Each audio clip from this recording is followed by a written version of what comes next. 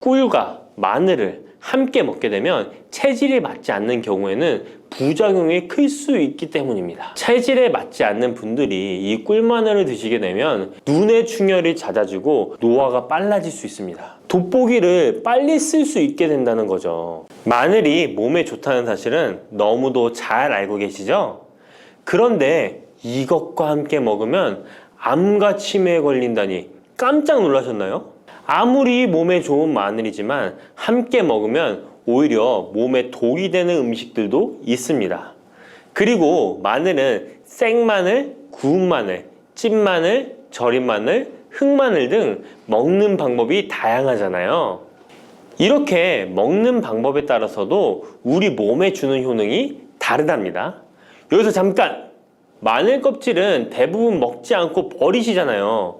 마늘 껍질 오늘부터 절대 버리지 마시기 바랍니다. 마늘 껍질을 왜 먹어야 하는지 그리고 어떻게 먹어야 하는지 알려드릴게요. 자, 그럼 마늘과 절대 함께 드시면 안 되는 음식과 마늘과 함께 드시면 좋은 음식, 그리고 마늘과 마늘 껍질의 효능까지 마늘에 대한 모든 것을 알려드릴게요. 마늘은 정말 우리나라 사람들이 좋아하는 식재료인데요. 한국농촌경제연구원이 발표한 자료에 의하면 우리나라 1인당 1년 동안 마늘 소비량이 7kg인데요. 놀라지 마세요. 세계 평균이 0.8kg이랍니다. 우리나라 사람들이 마늘을 정말 많이 먹고 있죠. 마늘을 많이 먹는다는 것, 그만큼 건강한 식단을 먹고 있을 가능성이 높은 건 사실이지만 먹는 방법에 따라 오히려 독이 될 수도 있습니다. 여기서 마늘과 절대 함께 먹으면 안 되는 음식 첫 번째는 바로 빵입니다. 마늘빵 아시죠? 마늘이 발라져 있어 달콤 쌉싸름한 마늘 맛도 나고 향긋한 향도 좋아 즐겨 먹게 되는데요. 마늘이 있어서 몸에도 좋은 빵이라고 착각하고 즐겨 드실 수 있는데요. 마늘빵은 절대 드시면 안 됩니다. 왜냐하면 빵의 재료인 밀가루는 탄수화물이 주 성분인데요.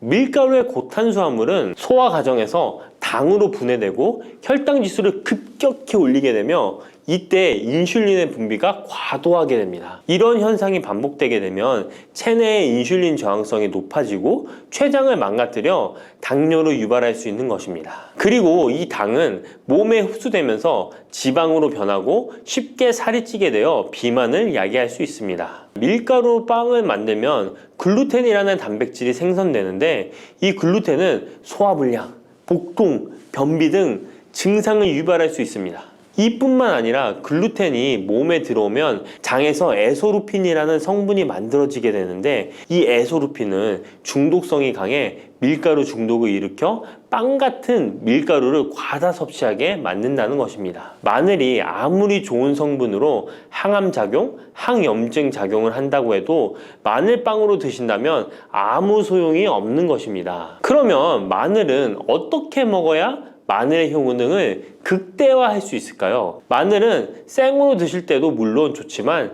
익혀서 드실 때 더욱 좋습니다. 몸에 보약이 되는 마늘 먹는 법, 첫 번째는 마늘밥입니다. 국립농업과학원에 따르면 마늘의 S-알리시스테인 함량을 조리법에 따라 조사한 결과 생마늘일 때 S-알리시스테인 함량이 2.77mg 정도 되었고 삶기 시작한 후 30분이 지나면 4.92mg이 되었으며 1시간이 지났을 때 9.16mg으로 생마늘에 비해 무려 4배 이상이 많아진다고 했습니다. 뿐만 아니라 121도의 온도에서 1시간 동안 마늘을 쪘을 때 S-알리시스테인 함량이 50.24mg으로 생마늘보다 18배 정도 높았다고 연구 결과를 발표했습니다. 따라서 마늘을 드실 때는 1시간 이상 끓여서 드시는 것이 좋은데요. 이런 방법이 번거로워 추천드리는 방법이 바로 마늘밥입니다. 밥을 할 때 마늘을 넣는데요. 1인분에 마늘 3-4알 정도씩 넣어서 밥을 하시면 됩니다. 현미가 있다면 현미를 넣은 마늘밥을 하시면 더욱 좋은데요. 현미 속에는 티아민이라는 성분이 있는데 마늘의 S-알리시스테인과 현미의 알리티아민 두 가지 성분을 모두 섭취하여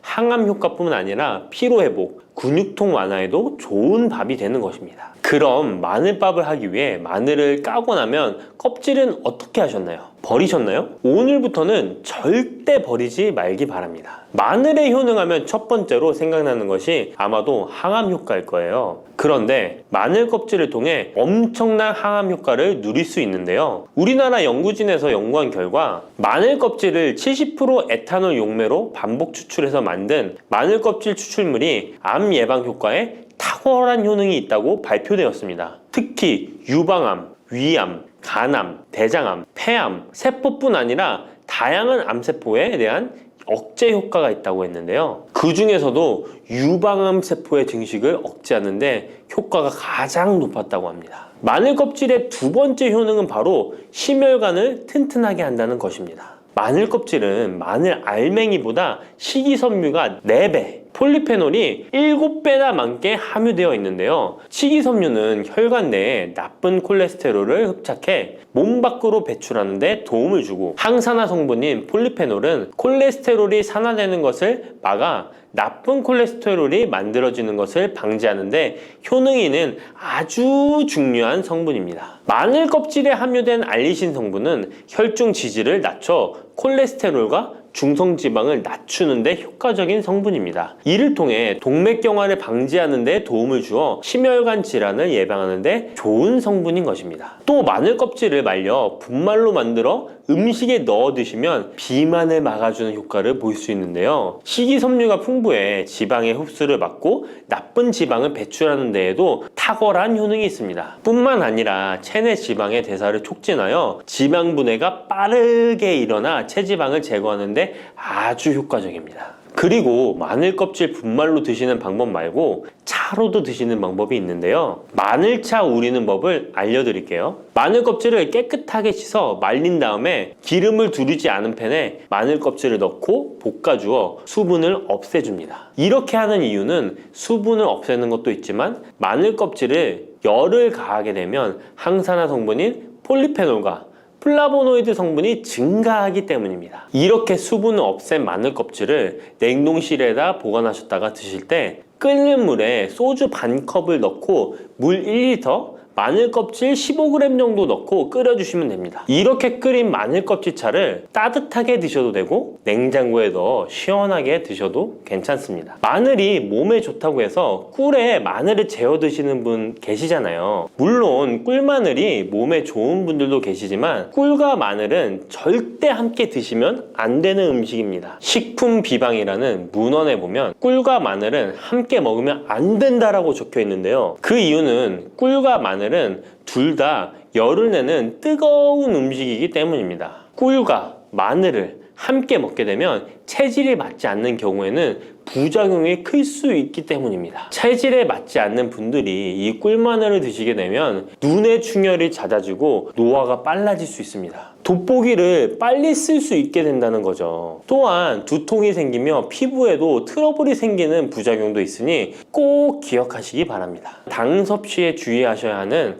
당뇨, 고지혈증을 갖고 계신 분들이나 암 환자분들은 절대로 꿀마늘을 드시면 안 됩니다. 그렇다면 마늘을 또 어떻게 드시는 것이 좋을까요? 바로 다양한 쌈채소와 함께 드시는 것을 추천드립니다. 마늘의 매운맛을 내는 알리신 성분이 혈관을 건강하게 하여 암을 예방하고 쌈채소를 통해 다양한 비타민과 무기질을 섭취하며 풍부한 항산화 물질도 섭취해 활성산소를 제거하고 혈관을 깨끗하게 해 노화를 방지하고 활력이 넘치는 건강한 몸이 될 수 있는 것이죠. 그런데 마늘을 반찬으로 만들어 드실 때 절대 드시면 안 되는 것이 있습니다. 그것은 바로 마늘장아찌입니다. 아니, 마늘장아찌가 왜? 라고 의문이 생기는 분들이 계시죠? 모든 마늘장아찌가 안 된다는 것이 아니라 설탕이 많이 들어간 마늘장아찌는 만들어 드시면 안 됩니다. 시중에 판매되는 마늘장아찌에는 설탕이 많이 들어가 있을 가능성이 높으니 절대 드시지 않기를 바랍니다. 몸에 좋은 마늘도 설탕과 함께 먹으면 오히려 독이 되는데요. 설탕이 많이 함유된 마늘장아찌를 드시게 되면 혈당이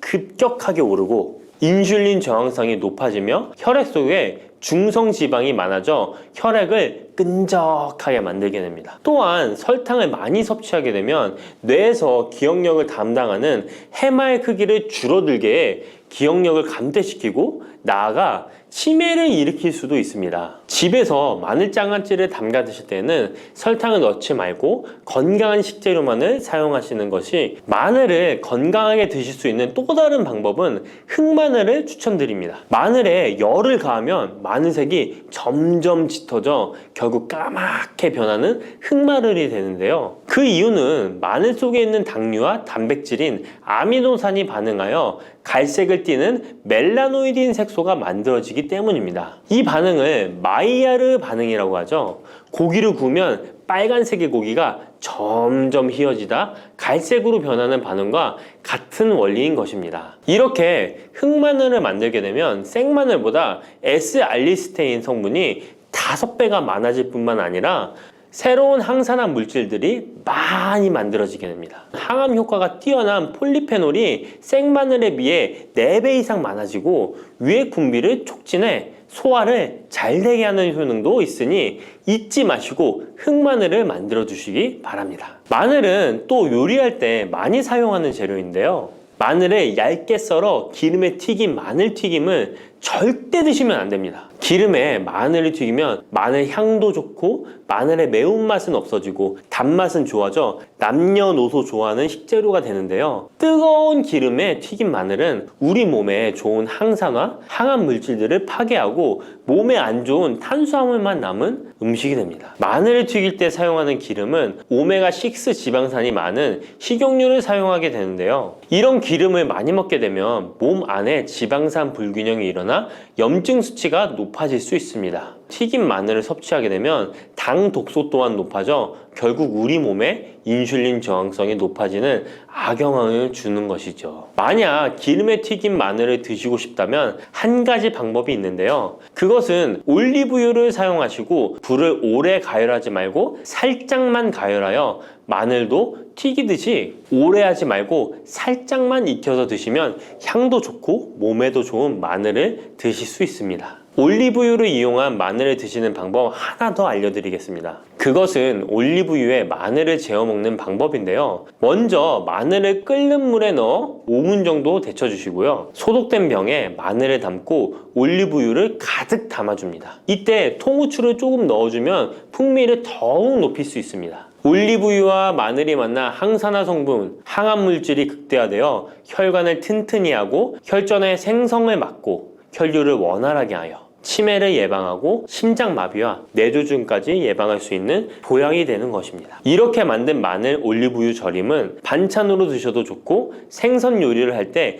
이 마늘을 으깨어 생선에 발라주면 생선 비린내를 잡아줄 뿐만 아니라 마늘과 올리브유의 풍미가 더해져서 더욱 맛있는 요리가 될 수 있습니다. 이렇게 좋은 마늘도 드실 때 주의하셔야 할 분들이 계신데요. 마늘의 효능 중에 혈전을 제거하고 혈류를 원활하게 하는 효능이 있었잖아요. 이런 효능이 혈액을 묽게 만들기 때문인데요. 와파린, 아스피린 같은 혈전 용해제를 복용하시는 분들이 마늘을 많이 드시게 되면 상처가 났을 때 피가 잘 멈추지 않을 수 있으니 주의하시기 바랍니다. 평소 위염이나 위궤양이 있어서 위가 안 좋으신 분들은 마늘에 알리신 성분이 위 점막을 자극하여 증상이 악화될 수 있으니 주의하시기 바랍니다. 그리고 과민성 대장 증후군이 있는 분들도 마늘을 많이 드시게 되면 복통이 일어날 수 있으니 마늘은 조금만 드시길 바랍니다. 따뜻한 생강차 한 모금이 생각이 많이 나는데요. 저는 꼭 생강을 사다가 꿀을 넣은 생강청을 해놔서 자주 마시곤 합니다. 알싸한 생강차를 마시면 몸이 따뜻해지는 게 느껴지더라고요. 몸이 차신 분들은 생강이 몸을 데우는데 효과가 있다고 많이 들어보셨을 거예요. 과연 진짜 이 생강은 우리의 몸을 따뜻하게 해주는 효과가 있을까요? 또 어떤 방법으로 먹어야 효과가 좋을지 같이 알아볼게요. 생강은 다양한 건강 효능을 가지고 있어 요즘 많은 사람들이 주목하는 식품 중 하나인 거 알고 계시나요? 생강은 우리 몸에 여러 가지 유익한 성분들이 함유되어 있는데요. 그 중에서도 진저론, 쇼가올, 진저롤 성분들은 생강의 특유의 매운맛과 향을 내는 성분들이기도 합니다. 특히 이 성분들은 노년층에게도 유익한 성분이라서 건강관리에 큰 도움이 될 수 있는데요. 주목할 만한 생강의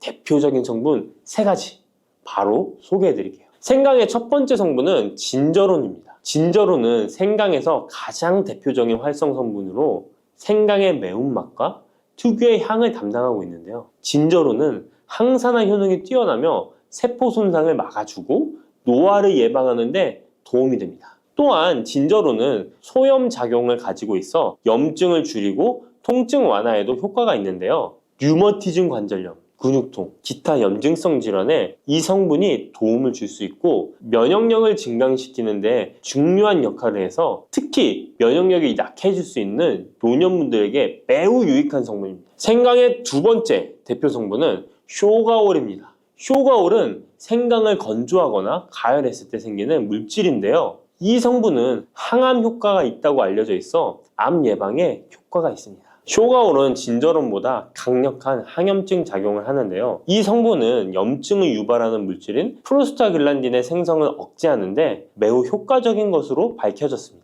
쇼가올은 소화기 계통에 유익한 성분으로 유명한데요. 위의 점막을 보호하고 위염을 예방하며 소화불량을 개선하는 데 유용하며 위장을 자극하여 소화를 돕고 변비를 완화하는 데 중요한 역할을 합니다. 소화 기능이 떨어지기 쉬운 노년층에게 특히 유용한 성분입니다. 생강의 세 번째 대표 성분은 진저롤입니다. 진저롤은 생강을 신선한 상태에서 섭취할 때 함유되어 있는 성분인데요. 이 진저롤은 진통 효과가 뛰어나고 항염증 작용을 통해 몸의 염증을 줄이는 데 도움을 줍니다. 이 성분은 혈액순환을 촉진하고 체온을 올려주는 효과가 있어 특히 수족냉증에 효과적입니다. 어르신분들 중 혹시 겨울만 되면 손과 발이 차신 분들이 있으신가요? 생강의 이 성분은 노년층에게 자주 겪는 손발 차가운 문제를 해결하는 데 큰 도움이 될 수 있습니다. 또한 항균과 항바이러스 성질을 가지고 있어 감염 예방에 도움을 받을 수 있으므로 호흡기 질환을 예방하고 증상을 완화하는 데 효과적인 성분입니다. 혹시 중국의 성인 공자를 아시나요? 누구든지 한 번쯤은 들어보셨을 텐데요. 공자는 살아생전에 먹는 음식도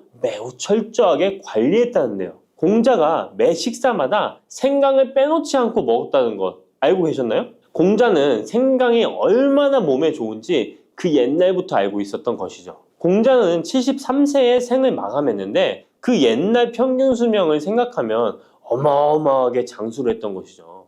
이렇게 건강에 좋은 생강, 생강이 왜 그렇게 좋은지, 생강이 이 우리 건강에 어떤 도움이 되는지 4가지 주요 효능을 소개해 드릴게요. 생강의 효능 첫 번째는 면역력 강화입니다. 서울대 노화연구소에서 꼽은 면역력에 좋은 식품 3가지 안에 이 생강이 포함되는 거 알고 계셨나요? 생강에는 아까 소개해드렸던 3가지 성분 진저론, 쇼가올, 진저롤이 포함되어 있어 면역력을 강화하는 데 매우 효과적입니다. 특히 항염증 효과가 뛰어나 몸의 염증을 줄여주고 면역 체계가 더 강하게 작동하도록 도와주는데요. 면역력이 떨어지기 쉬운 노년층에게는 자주 섭취하는 것이 좋은 식품입니다. 생강을 꾸준히 섭취하면 감기나 각종 질병에 걸리는 확률을 낮출 수 있다는 거 잊지 마세요. 생강의 두 번째 효능은 항산화 효과입니다.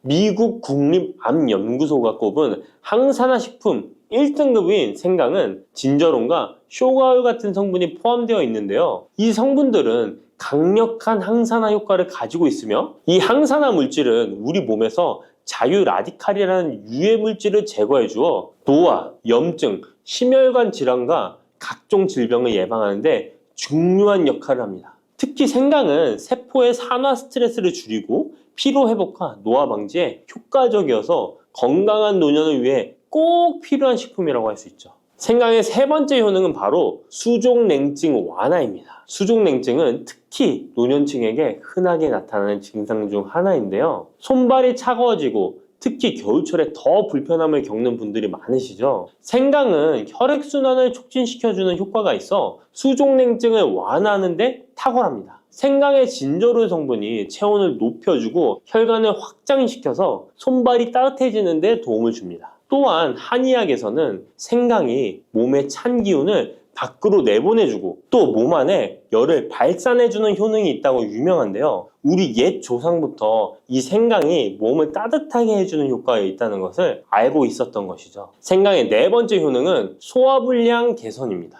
예전처럼 많이 먹지도 않았는데 속이 더부룩하신 분들 많이 계시죠. 소화불량은 나이가 들면서 자주 겪게 되는 문제인데요. 생강은 소화불량을 개선하는데 매우 효과적입니다. 생강에 포함된 쇼가의 성분은 위장의 운동을 촉진시키고 위염을 예방하는 데 도움이 되는데요. 또한 메스꺼움이나 구토 증상을 완화시켜주기 때문에 특히 소화기 계통에 문제가 있는 분들에게 좋습니다. 그런데 이렇게 좋은 생강 그냥 차로만 드시고 계시는 분 많으시죠? 각 방법은 그에 맞는 효능을 더욱 잘 발휘할 수 있기 때문에 여러 방법으로 생강을 활용하는 것이 좋습니다. 차로 드시는 것 말고도 여러 가지 섭취하는 방법에 대해 자세히 알려드릴게요. 첫 번째 방법은 가장 간단한 방법으로 생으로 먹는 것입니다. 생강을 얇게 썰어서 샐러드나 요리에 넣어 먹을 수 있는데요. 생으로 먹을 경우 생강의 모든 효능을 그대로 섭취할 수 있으며 항산화와 항염 효과를 가장 잘 느낄 수 있습니다. 물론 그 특유의 매운맛이 강하기 때문에 매운맛을 좋아하지 않는 분들은 식초에 절여주시거나 물에 조금 담가 매운기를 확 빼고 드시거나 생으로 조금 먹는 것이 좋습니다. 두 번째 방법은 생강을 말려서 먹는 방법입니다. 생강을 건조해서 차나 국물에 넣어 먹을 수 있는데요. 볕이 잘 들고 통풍이 잘 되는 곳에 말리셔도 되고 아니면 음식 건조기에 넣고 말리셔도 됩니다. 말린 생강은 소화 기능을 더욱 돋고 소염작용을 강화하는 데 효과적입니다. 또한 말린 생강은 장시간 보관이 가능하고 생강의 매운맛이 부드럽게 중화되어 편하게 섭취 가능한데요. 체온을 높여주는 효과가 있어 겨울철에 특히 유용합니다. 차로 끓여 마시면 몸을 따뜻하게 해주고 피로 회복에도 도움이 됩니다. 세 번째 방법은 생강을 가루로 내서 먹는 방법입니다. 생강가루는 다양한 요리에 활용할 수 있고 특히 음료나 디저트에 넣어 먹기에 좋은데요. 혹시 진저맨 쿠키라고 들어보셨나요? 크리스마스에 자주 보이는 쿠키인데요. 외국에서는 진저맨 쿠키라고 쿠키 반죽에 생강가루를 넣어 겨울철 생강을 먹기 싫어하는 아이들에게 주는데요. 이렇게 가루 형태로 만들게 되면 생강의 매운맛을 부드럽게 즐길 수 있고 물에 타서 마시거나 다양한 요리에도 넣어 드실 수 있고 또한 소화 기능을 돕고 약간의 진통 효과까지 누릴 수 있습니다. 그냥 생강만 드시게 되면 너무 맵다고 하시는 분들 있으신가요? 혹시 생강의 향이 너무 강해서 조금 옅게 드시고 싶은 분도 있으실 텐데요. 그런 분들은 주목해 주세요. 생강과 잘 어울리는 식품 몇 가지 소개해 드릴게요. 생강과 잘 어울리는 식품 첫 번째는 레몬입니다. 레몬과 생강은 궁합이 아주 좋은데요. 레몬은 비타민C가 풍부해서 면역력 강화에 도움을 주고 생강은 항산화 작용을 하는데요. 두 가지를 함께 섭취하면 서로 효과가 극대화돼서 특히 감기 예방에 탁월합니다. 또한 레몬은 소화 촉진에 도움을 주며 생강도 소화불량 개선에 뛰어난 효능이 있는데요. 이 둘을 함께 드시면 소화 기능이 개선되고 면역력 강화와 항산화 효과까지 배가 된다는 것 잊지 마세요. 생강과 레몬은 레몬 생강차나 레몬과 생강을 함께 넣은 샐러드로 드시는 것을 추천드립니다. 생강과 궁합이 좋은 식품 두 번째는 강황입니다. 강황은 생강과 함께 먹으면 항염증, 항암, 면역력 증진 효과가 매우 강력해지는데요. 강황의 주성분인 커큐민은 항염증과 항산화 작용이 뛰어나 생강의 진저론, 쇼가올, 진저롤과 함께 염증을 줄이고 세포 보호 효과를 극대화할 수 있습니다. 또한 강황은 면역력을 강화하는 데도 중요한 역할을 하는데요. 생강과 강황은 두 가지 모두 소염작용이 뛰어나기 때문에 관절염이나 염증성 질환을 앓고 있는 사람들에게 매우 뛰어난 작용을 합니다. 강황 생강차는 특히 겨울철에 체온을 올려주는 효과가 있어 겨울철 몸이 차신 분들, 수족냉증이 있으신 분들에게 추천드립니다. 생강과 같이 먹으면 좋은 식품 세 번째는 꿀입니다. 겨울철 꿀에 생강을 담가 차로 드시는 분들 많으시죠? 꿀은 생강과 함께 섭취하면 그 효능이 배가 되는데요. 꿀은 항균과 진정 효과가 있어 생강의 자극적인 맛을 부드럽게 해줄 뿐만 아니라 또한 꿀은 피로 회복에 좋고 생강과 함께 먹으면 소화불량 개선에도 도움이 됩니다. 꿀 생강차는 속을 따뜻하게 해주고 위와 목을 따뜻하게 해주어 감기 증상이나 기침 완화에도 좋은 음료입니다. 이렇게 건강에 좋은 생강, 몸에 좋다고 많이 드셔도 될까요? 모든 식품은 과, 유, 불, 급인데요. 생강도 마찬가지로 적절히 섭취해야 효과가 있습니다. 또한 잘못 먹으면 몸에 해가 되는 부작용이 있을 수 있기 때문에 몇 가지 유의사항을 알아두는 것이 중요한데요. 바로 알려드릴게요. 생강을 저장할 때 대충 비닐에 보관하셨다가 곰팡이 피신 분도 있으시죠? 생강은 곰팡이가 생기지 않도록 주의해야 하는데요. 생강은 수분 함량이 많아 습기에 민감하고 곰팡이가 쉽게 생길 수 있습니다. 이때 곰팡이가 생긴 생강은 섭취하지 않도록 하세요. 생강에 핀 곰팡이는 미코톡신이라는 독소를 생성하는데요. 일부 미코톡신은 인체에 매우 유독해 간과 신장, 면역체계에 심각한 손상을 줄 수 있습니다. 생강의 일부분만 곰팡이가 생겨도 이 독이 생강 전체에 퍼질 수 있어 곰팡이 핀 생강은 아깝더라도 전체 다 버리셔야 한다는 거 잊지 마세요.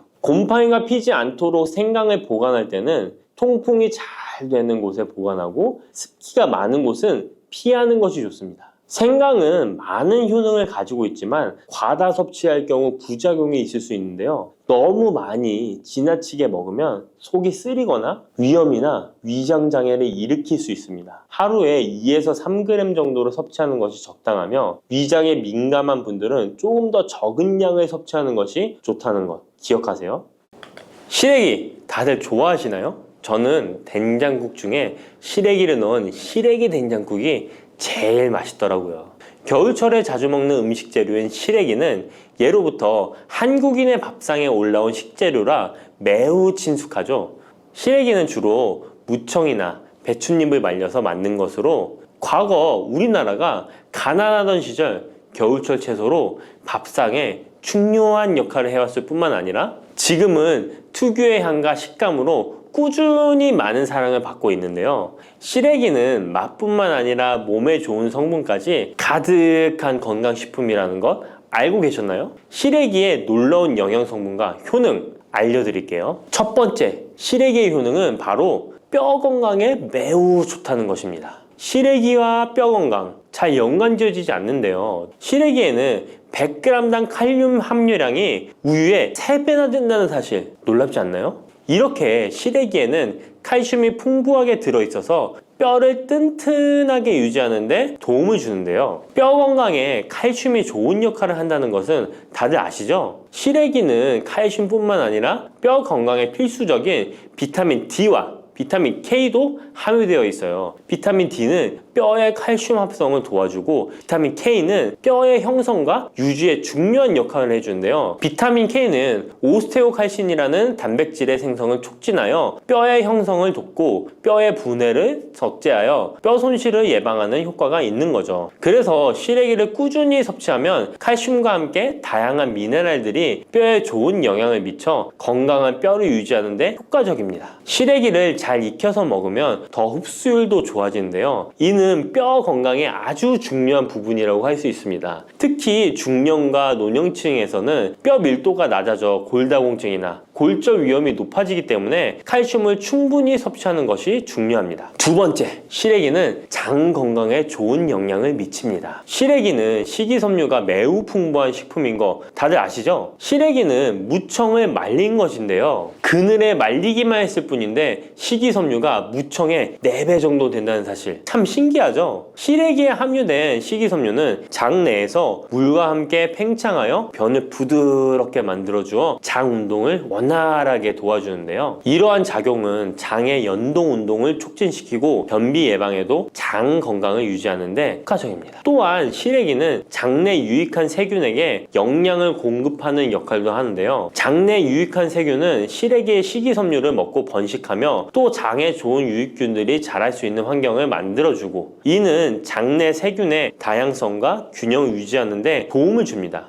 유익균들이 장 건강에 중요한 역할을 하기에 시래기를 섭취함으로써 장의 환경을 개선할 수 있답니다. 이뿐만 아니라 시래기에는 항염증 작용을 하는 폴라보노이드와 폴리페놀 등의 식물 화합물이 함유되어 있는데요. 이러한 식물성 화합물은 체내의 염증을 억제하고 장내 염증을 감소시키는데 도움을 줄 수 있습니다. 시래기는 장을 건강하게 유지하고 장에서 발생할 수 있는 다양한 질병을 예방하는 데 도움이 될 수 있죠. 장 건강을 생각한다면 이제부터 시래기 꼭 섭취해야겠죠? 시래기의 놀라운 효능 세 번째는 간 해독 능력입니다. 시래기에는 항산화 작용을 하는 비타민 C와 베타카로틴이 들어있어 간 건강에 매우 좋다는 것 알고 계셨나요? 비타민 C는 보통 과일에 많이 함유되어 있다고 생각하실 텐데요. 시래기에도 비타민 C가 풍부하게 함유되어 있습니다. 시래기에 함유되어 있는 비타민 C는 강력한 항산화 작용을 가지고 있어 체내에 유해한 자유 라디칼을 중화시키고 특히 간은 우리 몸의 해독기관으로 해독작용을 잘하려면 항산화 물질이 필요한데 시래기를 섭취하면 이 항산화 성분들이 간의 해독작용을 돕고 간 기능을 강화하는 데 효과를 볼 수 있습니다. 또한 시래기에는 미네랄인 칼륨과 마그네슘도 풍부하게 함유되어 있어 이러한 미네랄은 간 기능을 지원하고 체내 독소를 제거하는 데 도움을 줄 수 있습니다. 간은 알코올이나 지방, 환경적인 유해 물질을 처리하는 중요한 역할을 하기에 시래기를 자주 섭취하는 것이 간 건강에 큰 도움이 될 수 있다는 것 꼭 기억해 주세요. 네 번째 시래기의 효능은 바로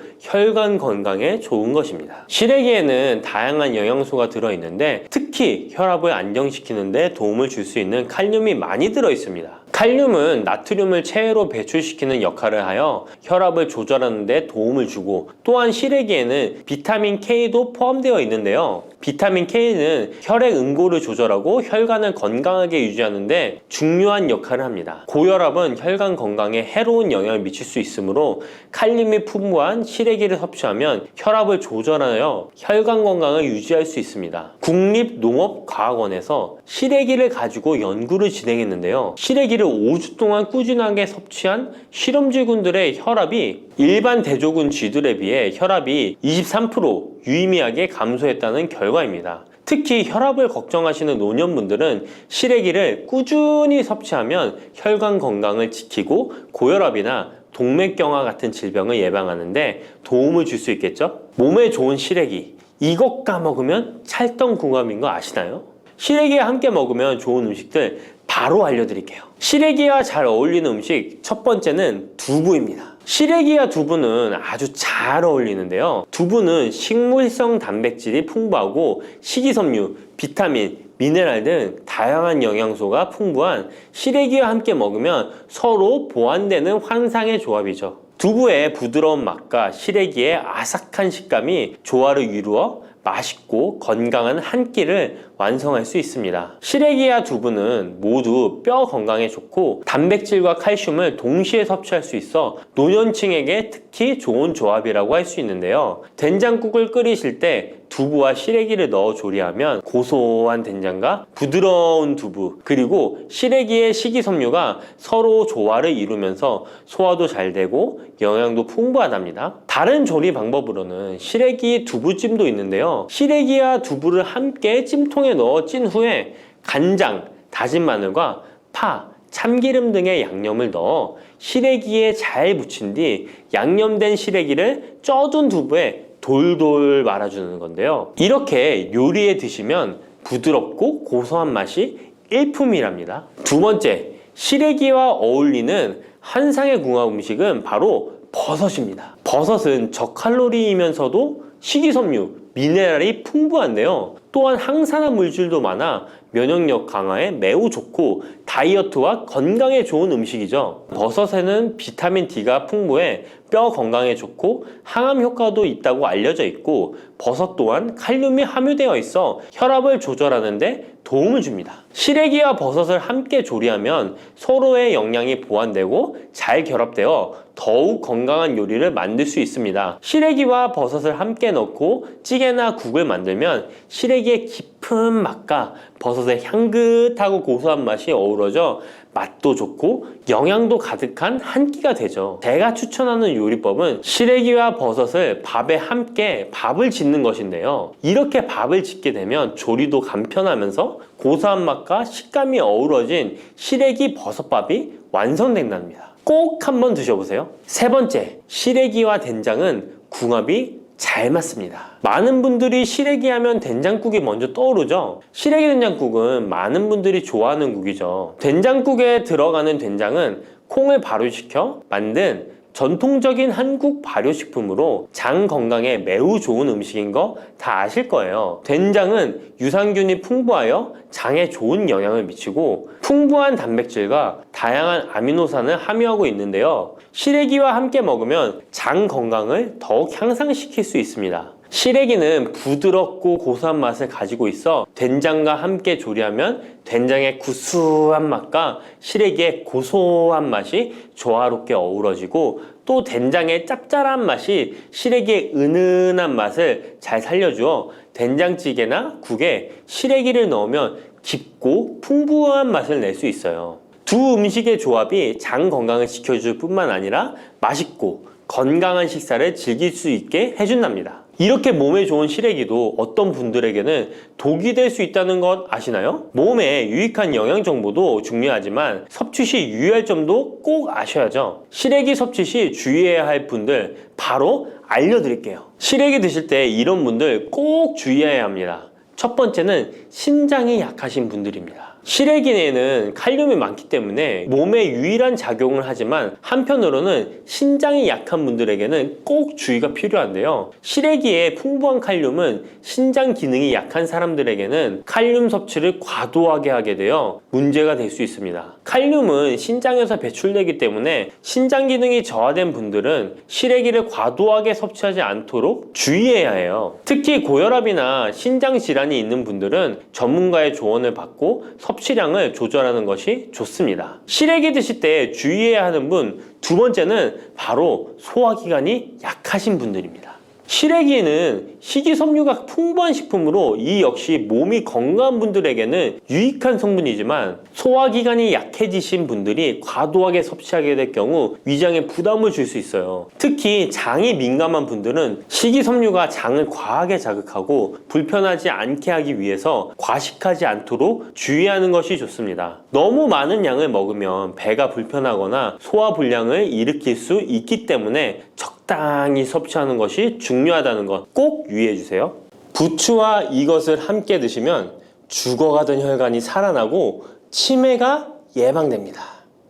부추에는 항산화 성분과 각종 비타민, 칼슘, 칼륨 등의 미네랄 성분이 풍부하여 간 해독에 좋고 콜레스테롤을 낮추며 당뇨 예방과 조절에 도움이 되고 심혈관 질환을 예방하는 데에도 탁월한 효능이 있습니다. 부추가 건강에 도움이 된다는 사실은 많은 분들이 알고 계시지만 부추의 효능에 대해 자세히 알고 계신가요? 부추의 효능, 함께 먹으면 보약이 되는 음식과 부추를 드실 때 주의할 점, 그리고 부추의 특별한 조리법까지 모두 알려드릴게요. 같이 먹으면 좋은 음식 첫 번째는 두부입니다. 두부는 기본적으로 단백질이 풍부하며 리놀렌산, 레시틴, 피토스테롤 등의 성분이 풍부해서 몸 안에 콜레스테롤 수치를 낮춰주고 혈액순환을 원활하게 하여 동맥경화, 심근경색, 뇌출혈 등의 심혈관 질환을 예방할 수 있습니다. 그리고 두부는 체력과 근력을 유지하는 데 큰 도움을 주는데요. 바로 두부의 풍부한 단백질 때문이죠. 근육은 매일 일정량이 새로운 근육으로 대체되기 때문에 매일 단백질을 공급해줘야 하는데요. 우리 몸에 단백질을 공급해주기 위해 정말 유용한 음식이 두부인 것이죠. 또한 두부에는 콜린이 풍부한데 콜린은 알츠하이머성 치매를 예방하는데 탁월한 효능을 발휘합니다. 그리고 두부는 건강하게 장수하는 데 도움이 되는데요. 많은 과학자들의 연구 결과 건강하게 장수한 사람들의 특징이 식물성 단백질을 꾸준히 섭취했다는 사실을 발견했고 동물성 단백질을 식물성 단백질로 바꿔 섭취했을 때 사망의 위험성이 낮아진다는 연구 결과도 있습니다. 이런 두부와 부추가 만나게 되면 심혈관 질환을 예방하는데 시너지 효과가 나오게 됩니다. 부추에 풍부한 황화아릴 성분이 혈관 내에 노폐물을 제거해주고 나쁜 콜레스테롤도 녹여주는 효과가 있는데요. 그렇게 되면 혈액은 깨끗해지고 혈액순환이 원활하게 되어 심혈관 질환을 예방할 수 있습니다. 그리고 부추에는 칼륨이 풍부한데요. 칼륨은 혈관 내에 나트륨을 배출해주는 작용을 합니다. 나트륨의 농도가 높아지면 고혈압이 발생하고 증세가 심해지면 치매까지 유발할 수 있는데요. 부추의 칼륨이 나트륨을 배출해 주어 혈관의 문제를 미리미리 예방하여 고혈압뿐만 아니라 혈관성 치매까지 예방하는 효과를 누릴 수 있답니다. 문제는 부추를 먹어 이렇게 혈액순환이 좋아진다 해도 혈관 내에 호모시스테인이라는 성분은 부추를 드시는 것으로는 해결되지 않습니다. 호모시스테인은 체내에서 메티오닌이 대사되는 과정에서 생성되는 아미노산입니다. 이 호모시스테인이 혈관에 쌓이게 되면 혈관을 손상시키고 혈액 응고를 촉진하므로 심혈관 질환이 급증할 수 있습니다. 그런데 이때 두부를 함께 드시게 되면 혈관 내 호모시스테인을 제거하는데 놀라운 효과를 볼 수 있는데요. 바로 두부의 풍부한 엽산이 호모시스테인을 몸 밖으로 배출해 주는데 탁월하기 때문이죠. 이 엽산이 호모시스테인을 다시 메티오닌으로 전환시켜 독성을 완화시킬 수 있습니다. 앞에 말씀드렸다시피 두부에 단백질이 풍부하다는 사실은 알고 계실 거예요. 그런데 단백질의 양이 고기보다 훨씬 많다는 사실은 모르셨죠? 나이가 들수록 고기가 소화가 잘 안 되어 잘 안 드시게 되는 분들이 많이 있습니다. 그리고 우리나라 성인들의 단백질 섭취량이 많이 부족하다는 통계 자료도 있습니다. 두부를 드시게 되면 부족한 단백질을 충분히 보충해 주어 근육을 튼튼하게 하는 데 도움이 되고 이는 관절염과 통증을 예방하는 데에도 도움이 되는 것이죠. 그리고 두부에는 이소플라본이란 성분이 많이 들어있는데요. 이소플라본은 칼슘의 흡수를 도와주고 뼈에서 칼슘이 빠져나가는 증상까지 막아주는 효능이 있습니다. 이런 효능으로 노년기 골다공증을 예방하는 데 큰 역할을 해줄 수 있죠. 다만 이런 두부는 찬 성질을 가지고 있어 몸이 찬 분들이 드시면 소화가 잘 안 될 수 있는데요. 부추와 함께 드시면 이런 문제를 해결할 수 있습니다. 부추는 따뜻한 성질을 가지고 있기 때문에 두부의 찬 성질을 중화시켜 줄 수 있습니다. 그럼 두부와 부추를 함께 드시는 방법 알려드릴게요. 먼저 두부를 면포에 담아 물기를 빼주며 으깨주세요. 으깬 두부와 잘게 썬 부추에 계란을 넣어 반죽을 해줍니다. 그리고 달궈진 팬에 기름을 넣어 주시는데요. 이때 기름은 오메가3가 풍부한 올리브유나 들기름을 사용해 주세요. 반죽을 넣고 잘 부쳐주면 두부 부추전이 완성됩니다. 두 번째, 부추와 함께 먹으면 보약이 되는 음식은 사과입니다. 부추를 사과와 함께 드시게 되면 사과의 풍부한 항산화 물질들이 혈관을 보호하고 유기산이 우리 몸의 신진대사를 촉진해 주어 몸속에 생성되는 발암 물질들을 몸 밖으로 빠르게 배출시켜 줍니다.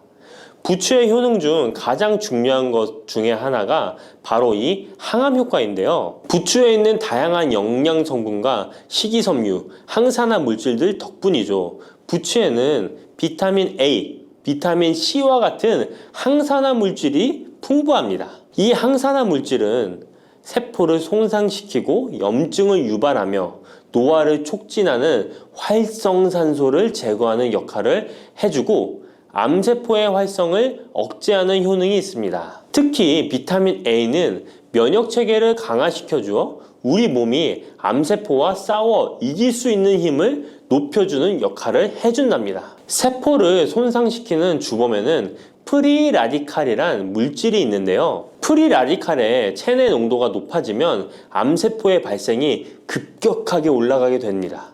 이런 나쁜 물질을 부추의 비타민 C와 비타민 E가 제거해 주어 암을 예방하는 효과가 있다는 것이죠. 그리고 부추와 사과에는 수용성 식이섬유가 많이 들어있는데요. 이 식이섬유는 소화 기능을 건강하게 유지할 뿐만 아니라 특히 대장암 같은 소화계통의 암을 예방하는 데 큰 도움을 줍니다. 그리고 식이섬유가 풍부한 부추와 사과는 혈당 관리에 도움을 주어 당뇨를 예방하고 개선하는 데 큰 역할을 하는데요. 식이섬유는 혈관 내에 콜레스테롤을 배출하는 데 도움을 주고 당 성분이 장에서 천천히 흡수되도록 해주어 혈당이 급격히 오르는 것을 방지해 줍니다. 이렇게 되면 췌장에서 인슐린이 분비되는데 충분한 시간을 벌어주어 췌장이 혹사되는 것도 예방해 주는 것이죠. 그럼 부추와 사과는 어떻게 드시면 좋을까요? 먼저 각종 채소로 샐러드를 만들어 드실 때 부추와 사과를 채를 썰어 함께 드셔도 정말 맛있게 드실 수 있습니다. 그리고 부추와 사과를 함께 갈아서 주스로 만들어 드셔도 좋은데요. 만드는 방법도 아주 간단합니다. 먼저 잘 씻은 부추를 적당한 크기로 잘라주시고 사과도 가운데 씨를 빼고 적당하게 잘라줍니다. 믹서기에 넣고 물 1컵, 올리브 오일을 1스푼 넣어줍니다. 올리브 오일을 넣으면 부추의 영양 성분 흡수율을 몇 배나 올려줄 수 있습니다. 이렇게 넣고 갈아주기만 하면 부추 사과 주스 완성입니다. 세 번째, 부추와 함께 먹으면 보약이 되는 음식은 돼지고기입니다. 부추의 강력한 생명력은 지친 간을 되살리는데도 그 효능이 뛰어나 간에 쌓인 독소를 제거하는데도 효과적인데요. 부추에 함유된 베타카로틴과 클로로필 같은 간세포를 보호하고 간의 재생을 촉진해주는 역할을 해줍니다. 그리고 부추에 함유된 사포닌 성분은 지방간을 예방하고 간의 부담을 덜어주는데 많은 도움을 줄 수 있습니다. 또한 황화알릴이라는 성분이 풍부한데 이 성분은 간의 면역력을 강화해주고 간의 여러 질환을 예방해주는 효능이 있습니다. 여러분 혹시 글루타치온이라는 영양제 들어보셨나요? 부추에는 체내에서 이 글루타치온을 합성할 때 필요한 황화합물이 풍부하여 간의 해독작용을 높여줄 수 있습니다. 이때 돼지고기를 부추와 함께 드시면 우리 몸에 보약이 되는데요. 부추의 알레신 성분이 돼지고기의 비타민 B1의 흡수율을 높여줍니다. 또한 부추의 따뜻한 성질이 돼지고기의 찬 성질을 보완해 주어 소화가 잘 되도록 도와주고 위장 건강에 도움을 줄 수 있습니다. 그리고 영양학적으로도 서로 보완이 되어 균형 잡힌 식사가 될 뿐만 아니라 혈액순환 개선, 면역력 강화, 피로 해소, 에너지 증진, 항암 효과 등을 더 효과적으로 얻을 수 있습니다. 그렇다면 부추와 돼지고기는 어떻게 드시면 될까요? 돼지고기 수육을 부추와 함께 쌈을 싸서 드셔도 좋지만 반찬으로 만들어 먹을 수 있는 방법을 제가 알려드릴게요. 바로 돼지고기 부추볶음인데요. 먼저 부추를 적당한 크기로 잘라 준비해 주시고 돼지고기는 길쭉하고 얇게 썰어줍니다. 잘 달궈진 팬에 올리브유를 둘러주시고 부추와 돼지고기를 한 번에 넣고 볶아줍니다. 이때 대파와 다진 마늘을 넣어주시고 간장으로 간을 해주시면 됩니다. 다 볶아진 후에 들기름을 살짝 곁들여 주시면 고소함이 폭발할 뿐만 아니라 영양도 만점인 보약 반찬이 완성됩니다. 참고로 돼지고기 대신 오리고기를 사용해도 훌륭한 요리가 된답니다. 네 번째, 부추와 함께 먹으면 보약이 되는 음식은 브로콜리입니다. 브로콜리는 세계 10대 슈퍼푸드 중 하나로 선정될 만큼 건강에 좋은 채소입니다. 브로콜리에는 항산화 물질인 비타민 E, 베타카로틴, 비타민 C 등이 풍부하게 함유되어 있어 혈관 속의 활성산소를 제거하여 세포의 노화를 방지하는 효과가 있습니다. 그리고 설포라판이라는 항암 성분도 풍부하여 암세포의 성장을 억제하고 암 예방에 효과적인 놀라운 식물이죠. 또한 비타민 A가 풍부하여 눈 건강에도 아주 좋은 효능을 발휘합니다. 이 비타민 A는 부추에도 풍부하여 함께 드실 때 시너지 효과를 누릴 수 있게 되는데요. 비타민 A는 로놉신의 합성을 도와 야맹증을 예방해주고 눈의 점막을 만들어내는 효능이 있어 안구 건조증을 예방하고 눈시림 증상을 완화시켜 줄 수 있습니다. 또한 비타민 C는 활성산소를 제거하여 안구 세포를 보호해주고 눈의 혈관을 건강하게 유지시켜 주어 망막이 손상되는 것을 막아줍니다. 이런 효능으로 눈이 충혈되는 것과 통증을 완화시켜 줄 수 있습니다. 눈 질환 중에 황반 변성은 노인의 실명원인 1위로 매우 위험한 질병인데요.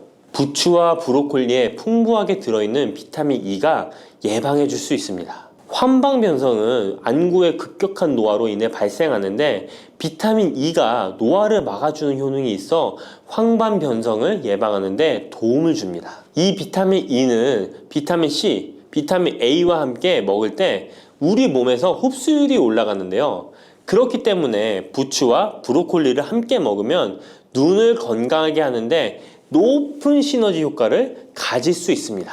그렇다면 부추와 브로콜리는 어떻게 드실 수 있을까요? 지금 바로 함께 먹는 특급 조리 방법을 알려드릴게요. 잘 씻은 부추를 적당 크기로 잘라 준비하고 브로콜리는 송이를 나누어 끓는 물에 부추와 함께 살짝 데쳐줍니다. 데친 부추와 브로콜리는 찬물에 헹군 후에 물기를 제거합니다. 간장, 식초, 설탕, 다진 마늘, 참기름을 섞어 양념장을 만들어 부추와 브로콜리를 골고루 묻혀줍니다. 마지막으로 통깨를 뿌려주면 맛있는 부추 브로콜리 무침이 완성됩니다. 이렇게 몸에 좋은 부추도 주의해야 할 사항이 있습니다. 돼지고기와 함께 먹을 때는 좋지만 소고기와는 함께 먹지 않는 것이 좋습니다. 소고기는 부추와 비슷하게 따뜻한 성질을 가지고 있습니다. 부추와 함께 드시게 되면 뜨거운 성질이 강화되어 위와 장 등의 소화기관에 강한 자극을 주게 되어 소화불량을 일으키고 복통이나 설사를 유발할 수 있습니다. 너무 많이 드시게 되면 그 열로 인해 두통과 불면증까지 오는 경우도 있습니다. 그리고 신장 기능이 약하신 분들도 부추를 드실 때 주의하시는 게 좋은데요. 그 이유는 부추의 풍부한 칼륨 때문입니다. 칼륨이 몸속에 나트륨을 배출해주는 효능이 있지만 신장이 약하신 분들이 부추를 과하게 드시게 되면 많은 양의 칼륨이 몸에 들어오게 되고 약한 신장이 칼륨을 몸 밖으로 잘 배출해주지 못하게 됩니다. 그렇게 되면 고칼륨 혈증이 나타나 근육이 약화될 수 있고 심장 박동이 불규칙해질 수 있으며 심하면 호흡곤란을 초래하기도 합니다. 따라서 신장 질환이 있으신 분들은 몸 상태를 보면서 소량씩 드시는 게 좋겠습니다.